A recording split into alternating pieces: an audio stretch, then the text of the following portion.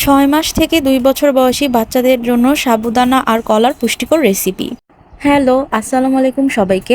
আজকে আরশির জন্য নতুন একটি খাবারের রেসিপি তৈরি করব।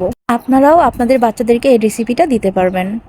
প্রথমে আমি এখানে সাবুদানা নিয়ে নিব চা চামচে ২ চামচ।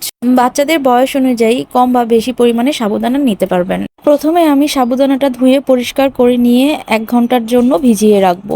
তারপর ভালোভাবে সাবুদানাটাকে সেদ্ধ করে নিব। সাবুদানাটা সেদ্ধ হয়ে গেলে নামিয়ে পানি ঝরিয়ে নিব।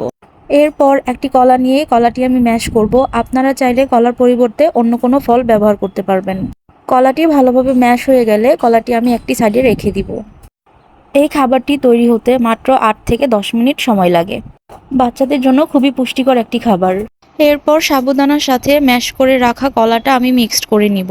সাবুদানাতে আছে প্রচুর পরিমাণে পটাশিয়াম। সাবুদানাতে থাকা ক্যালসিয়াম হাড় মজবুত করতে সাহায্য করে, আর সেই সাথে কলা সরাসরি শক্তির যোগান দেয়। কলাতে পটাশিয়ামের মাত্রা বেশি থাকে, যা হাড় ও চোখের জন্য ভালো। সাবুদানা আর কলা মিক্সড হয়ে গেলে আমি সামান্য পরিমাণ পানি আর ফর্মুলা মিল্ক অ্যাড করে নিব। এই খাবারটি আরশির খুব পছন্দের খাবার। এই তো আমার খাবার রেডি। এই খাবারটি আমি আরশিকে লাঞ্চ হিসাবে দেই। আলহামদুলিল্লাহ, খাবারটি খেয়ে আরশি খুব খুশি হয়েছে। সো সবাই ভালো থাকবেন, সুস্থ থাকবেন। আল্লাহ হাফেজ।